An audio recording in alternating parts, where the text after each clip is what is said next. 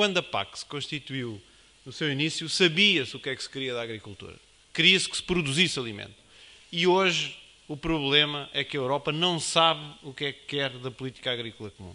Porquê? Porque a Europa não tem um problema de falta de alimentos. Aliás, a Europa tem um problema de obesidade na sua população, não tem um problema de falta de alimentos e já não quer que se produza tanto. Depois anda aqui umas políticas, cada vez que há uma reforma, uma vez tem uma ideia, outra vez tem outra, e eu acho que neste momento não tem ideia nenhuma. A única ideia que tem é poupar dinheiro. E, portanto, não se sabe. A PAC perdeu o seu objetivo. É a minha interpretação, não vejo nisto. Tive a oportunidade de ouvir o comissário no início desta reforma falar em coisas, em bens públicos, em coisas completamente fora da produção, e depois aquilo perder-se tudo, e agora temos aqui uma proposta.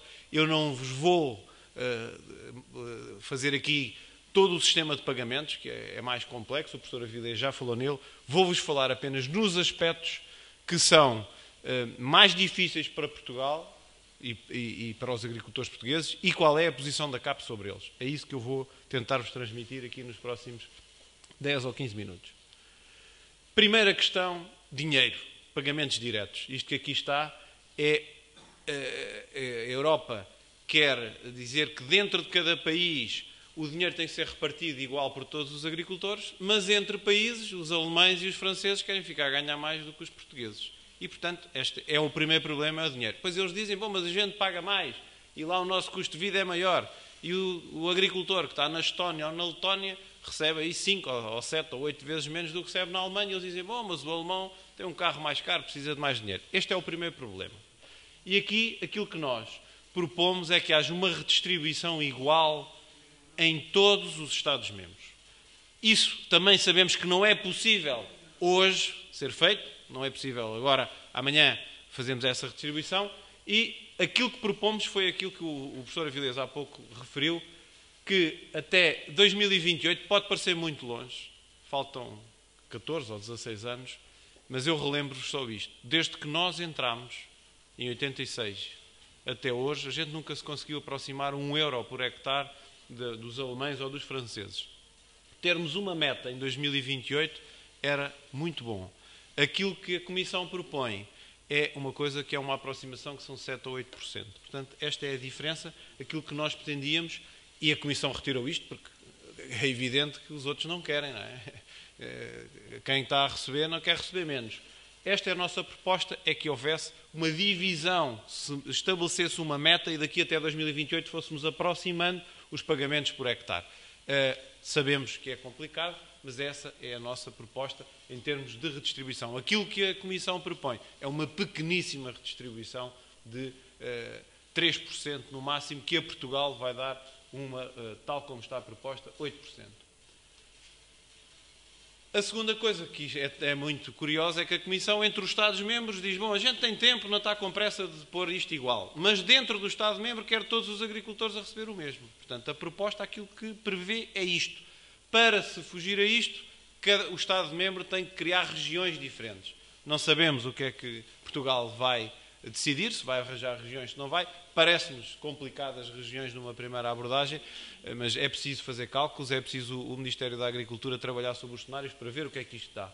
Aqui, nós achamos que a velocidade de aproximação dentro do país deve ser igual à velocidade de aproximação entre os países. Isso é basicamente aquilo que nós propomos, e a proposta da Comissão prevê logo uma aproximação dentro do país no primeiro ano. Pelo menos 40% do dinheiro do bolo português tem que ser redistribuído por todos a superfície agrícola útil que existe em Portugal. Portanto, esta é a proposta, e nós achamos que isto é extremamente exagerado face àquilo que a Europa quer. Portanto, se a Europa não quer igual entre países, então estar a exigir isto dentro do país parece-nos um exagero. Outra questão muito importante é quem é que vai receber este dinheiro. Viram o que o professor Avilés acabou aqui de dizer, as contas dele, é que se isto ficasse igual, aqueles que já recebem passarão a receber menos. Mas a região em si passa de 6 milhões e meio para 12 milhões. Mas, segundo ele também disse, quem é que se vai candidatar? Os agricultores que estão aqui e que nunca receberam ajudas, os das frutas, os das hortícolas, os das vinhas, eu volto a repetir, toda a superfície agrícola útil pode candidatar-se a partir de 2014 a este tipo de ajudas. Mas tem que se candidatar. Mas também tem que cumprir regras. E já vamos ver quais são. Isso pode não ser interessante para esses tipos de agricultores, as regras e o valor que vão receber por hectare. Vão perguntar, até quanto é que vão receber por hectare? Eu respondo-vos, ninguém sabe. Porquê? Porque depende, por um lado, do orçamento que calhar a Portugal. Segundo, do número de hectares que forem candidatos em 2014. Só depois disto estabelecido é que se consegue fazer o cálculo e saber quanto é que cabe a cada um. Aquilo que a Comissão propõe é uma coisa mais complicada, que é só podem entrar no sistema os agricultores que se candidataram em 2011 ou que têm frutas, hortícolas, portanto, dos setores que não estavam incluídos. Isto vai criar artificialmente muitos problemas porque vai dar origem a contratos e aquilo que nós propomos a CAP diz, bom, a Comissão nunca fez isto, que é fazer um referencial para o futuro e não para o passado. Isto é uma coisa sem pés nem cabeça. Se querem abrir o sistema, então que abram a todos a superfície agrícola útil e que não coloquem esta limitação de estar no sistema, porque através de contratos consegue sempre resolver isto. Outra coisa que é uma das grandes discussões desta reforma, das tais 1000 páginas, é a quem é que se deve dar o dinheiro. A CAP tem uma posição muito clara nisto, o dinheiro deve ser canalizado para os agricultores que estão em produção, para aqueles que produzem, não é para aqueles que não produzem. Essa deve ser a lógica desta reforma. Houve problemas, houve um relatório do Tribunal de Contas Europeu que veio dizer que muito do dinheiro que era pago, algum do dinheiro que era pago na PAC, ia parar a agricultores, a pessoas que não eram agricultores, nem eram pessoas. E os exemplos eram companhias aéreas como a Ryanair, que recebia ajudas da PAC porque tinha lá uns bocados de prado, eram autódromos como o de Silverstone, que também recebia, eram outro tipo de atividades que não tinham nada de agricultura, mas que vinham receber algum dinheiro. E o Tribunal de Contas Europeu achou que isso não era aceitável e, por isso, começou-se a trabalhar numa definição de quem é que é o agricultor ativo, quem é que deve receber o dinheiro. Nós concordamos com isso, mas a solução que a Comissão encontrou é uma solução administrativa complicada, que obriga a ver rendimentos de IRS e IRCs. É complicado. Nós achamos que em cada um dos países se devem identificar as entidades que estão nessa lista e excluí-los dos apoios, dizer que os autódromos não podem receber, que as companhias de aviação não podem receber, e se há mais entidades que se coloquem em lista e que digam estes fora, senão nunca mais isto sem direito. Questão mais importante desta reforma, e que é uma das... esta questão é uma novidade nesta reforma, é aquilo que se chama pagamento verde ou greening, em inglês chama-se greening. Esta é uma novidade desta reforma, vem dizer que os agricultores podem receber este tipo de compensações, mas têm que realizar práticas agrícolas amigas do ambiente. Isto porquê? Porque isto, como já foi explicado, vai ser decidido pela primeira vez na história da política agrícola comum por 27 Estados-membros e pela primeira vez com o Parlamento Europeu, que tem 734 deputados, a decidirem em codecisão. Antigamente isto nunca aconteceu. É a primeira vez, depois do Tratado de Lisboa, que veio dar estes poderes ao Parlamento.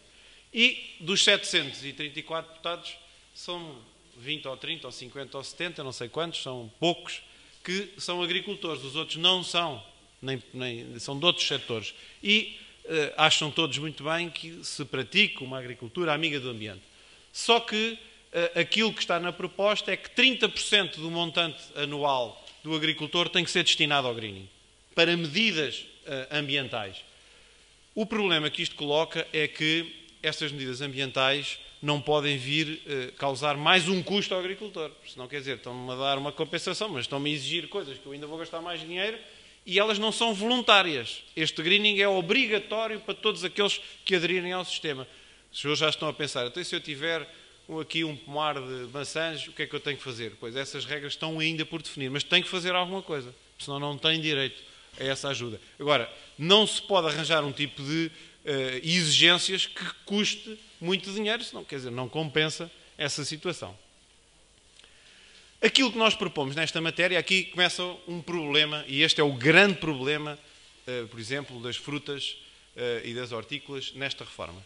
É que esta compensação aqui Suponham que há um produtor de frutícolas, também de pera, não é rocha, é uma pera qualquer, passo de cração, outra qualquer, em França. Ele vai receber uma compensação de greening por este tipo de atitude ambiental superior àquilo que se vai receber aqui. Porquê? Porque a média por hectare em França, ou na Alemanha, ou nos países que sabem mais, é maior do que esta.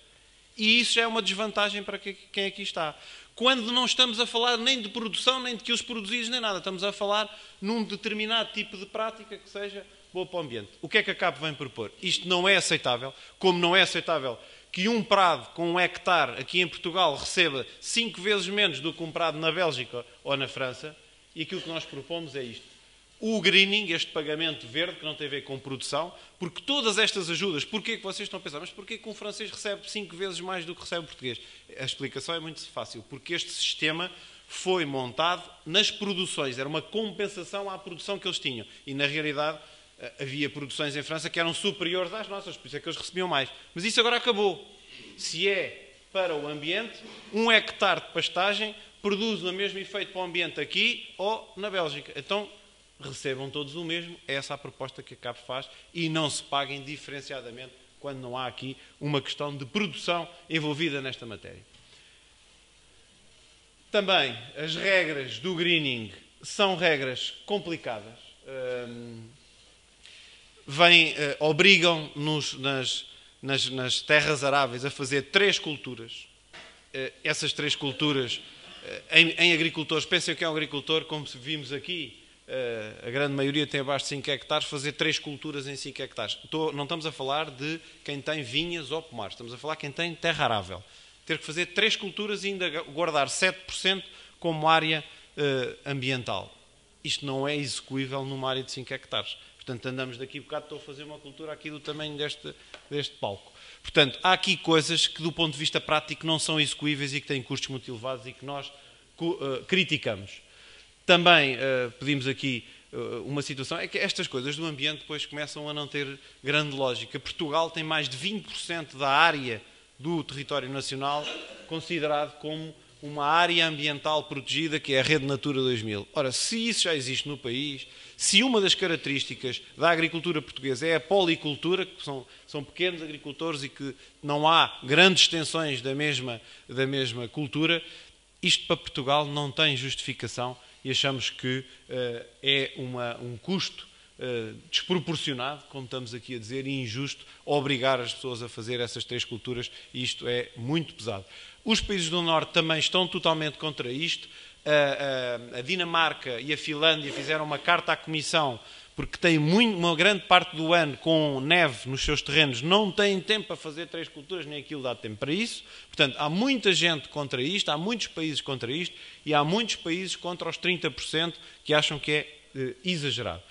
Quanto a esta medida das 3 culturas, nós, devido às características portuguesas, aquilo que achamos é isto que aqui está. Esta medida não devia ser aplicada a Portugal, porque a nossa característica é sermos policulturais e não somos uma Estónia ou um país produtor de cereais que fazem cereais em folhas de 2.000 hectares. Isso não existe cá. Nós somos policulturais, não temos necessidade dessa situação. Também, nas culturas permanentes, há uma exigência. Por exemplo, vamos só para vos deixar claro isto, que é aqui para a vossa zona, que em 2014, e estamos tudo a falar, mais uma vez digo, isto são propostas, não há ainda as regras definidas, isso só será possível no segundo semestre de 2013 e mesmo assim vamos ver. Nessa altura, são definidas para os fruticultores e os horticultores desta zona e os dos viticultores que não estão no sistema, que nunca receberam compensações, quais são as regras que têm que cumprir para receber essa ajuda por hectare. E qual é que é o valor, só se saberá depois de fazer a candidatura. Nunca ninguém vos vai dizer o valor antes de todo o país se candidatar. Porque não sabemos quantos agricultores e quantos hectares é que vão ser candidatos. O dinheiro sabemos, quantos é que há para dividir? Ninguém sabe, só depois da candidatura. Mas há regras que nessa altura vão estar definidas. A proposta aponta para que nas culturas permanentes, 7% da área tenha que ser colocada em área ambientalmente nem me lembro agora o nome, como é que se chama, com uma questão ambiental. Ora, aquilo que nós, e proteção da biodiversidade, aquilo que a CAP diz é, quem tem uma vinha ou quem tem um pomar, não vai arrancar 7% da vinha para cumprir os 7%, nem vai fazer uma atividade cultural diferente em 7%, utilizando outro produto, ou fazendo uma prática cultural diferente para cumprir aquilo. Isso não é execuível. Portanto, ou a Comissão aceita que os olivais, os pomares, as vinhas são culturas que são ecologicamente sustentáveis e não obriga estes 7%, ou isto, do ponto de vista prático, isto ninguém vai aplicar isto. Isto é inaplicável. Portanto, podem arranjar outras medidas, podem dizer que tem que fazer uma faixa para cuidar dos passarinhos ou das abelhas, ou qualquer coisa que seja, do ponto de vista da biodiversidade, interessante, mas não pode ser nos termos em que está. Aqui também chamamos sempre a atenção dos custos de implementação. Isto não pode ter mais custos para os agricultores. Isto não é possível. Não é possível.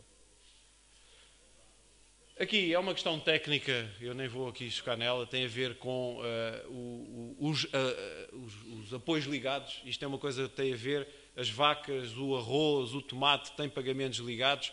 É uma questão técnica que a CAP propõe, eu aqui não vou entrar em pormenores nesta matéria. Esta sim, Portugal tem 52% do dinheiro, do bolo total para Portugal. Já agora, só dar-vos aqui alguma informação sobre estes montantes. Toda a gente diz, e a CAP é a primeira a dizer, que Portugal recebe sempre pouco da política agrícola comum. Mas, apesar de ser pouco, Portugal recebe 1.200 milhões de euros ano da política agrícola comum. 600 milhões em pagamentos diretos e outros 600 milhões no apoio ao desenvolvimento rural. É pouco, mas hoje, na situação financeira em que estamos, é muito. Os agricultores portugueses não conseguiriam viver de maneira nenhuma sem este tipo de apoios, porque os apoios que recebem não são para os agricultores. Também gostava de deixar isso claro. Esses apoios são para os consumidores, porque isso permite praticar preços baratos no supermercado e quem ganha 500 euros ou quem ganha 5.000 euros compra a fruta ao mesmo preço e compra o leite e o pão e tudo. E isso é feito dessa maneira. Portanto, essa é a razão desta compensação aos preços. Aqui, o que acontece é que nós somos o país da Europa que tem mais dinheiro no apoio ao PRODER, ao nosso PRODER, são mais de 50%, e a média comunitária ainda muito abaixo disso. Só para terem uma noção, a França tem, no PRODER da França, 8%. A Alemanha tem 7%, nós temos 52%.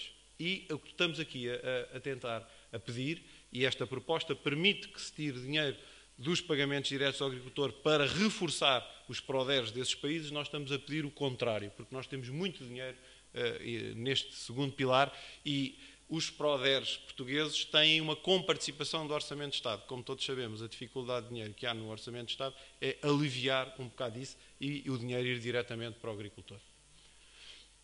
Quanto às questões do futuro PRODER que se chamam desenvolvimento rural, pois eu só vou aqui, não há grandes limitações na proposta da Comissão, só tem duas coisas. Esta proposta da Comissão diz que não é elegível o pagamento de investimentos no regadio. Ora, isso para Portugal é inaceitável. Hoje não se fazem culturas sem ter regadio. Não é aceitável que isso aconteça. Isto já aconteceu noutra proposta e isto é uma das questões que é para deixar cair, mas nunca podemos aceitar, nem o governo português, nem o espanhol, nem o italiano podem aceitar uma situação destas. A outra também tem a ver com os agrupamentos de produtores. A proposta prevê a possibilidade de apoiar novos agrupamentos produtores. Aquilo que nós dizemos, está bem, apoiar os novos, muito bem, mas reforçar os que já existem para não se multiplicarem muitos desses agrupamentos de produtores e, portanto, esta é também uma das questões que aqui reforçamos. Era isto que vos tinha para dizer. Não tenho aqui a solução, nem consigo adivinhar o futuro. Estas são as informações que hoje existem e que espero que permitam a Portugal uma política agrícola de 2014 a 2020 que canalize o dinheiro para quem produz, que compense aqueles que estão no mercado e que consiga ter um setor agrícola em Portugal com maior capacidade produtiva e com maior rendimento para os agricultores. Muito obrigado.